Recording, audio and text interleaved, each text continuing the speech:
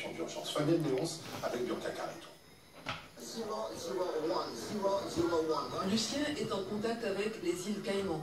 Il est radio-amateur depuis 52 ans. Il a comme ses nombreux passionnés un nom de code. Le sien est FM5WD. WD, c'est mon identifiant à moi. FM, c'est l'identifiant de la Martinique. J'ai ici FM1, Hôtel Mike. FM, c'est la Martinique. Hôtel Mike, c'est son identifiant.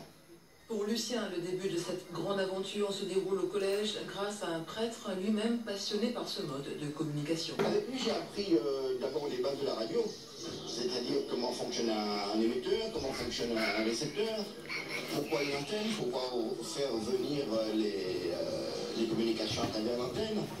Il passe ensuite une licence, sorte de certificat qui l'autorise à émettre et qui lui permet de communiquer avec le monde entier. Aux côtés de Lucien, il y a également des cibistes et des écouteurs d'ondes courtes appelés SWL dans leur jargon. Des passionnés qui ont décidé pour la première fois de se réunir ici pour échanger volontiers sur ce passe-temps. Quelle est la situation à ton niveau? Quelle est la situation Une passion, mais pas que, car la plupart de ces hommes font partie de la DRASEC, l'association départementale des radios amateurs de la Martinique. Une association qui profite de cette journée pour mettre l'accent sur l'importance de leurs outils. Ici, par exemple, nous avons une valise d'intervention d'urgence. Elle a été utilisée à la Dominique après le passage du cyclone. Gilles Jeannet a pris cette valise, des antennes, un hélicoptère avec le SDIS. Ils ont atterri à la Dominique. Une demi-heure après, nous avions un point précis de la situation, le stade, dans quel état était la Dominique, des photos, etc. Parce que les radioamateurs peuvent véhiculer des photos via les ondes sans avoir de téléphone. Donc là, on a un autre équipement.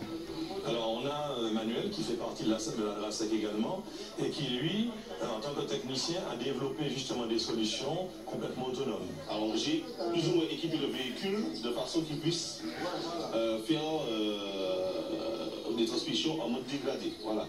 Nous n'avons pas de table, nous n'avons pas de chaise, nous avons un système qui est mis en place afin de pouvoir transmettre en cas de catastrophe. Voilà.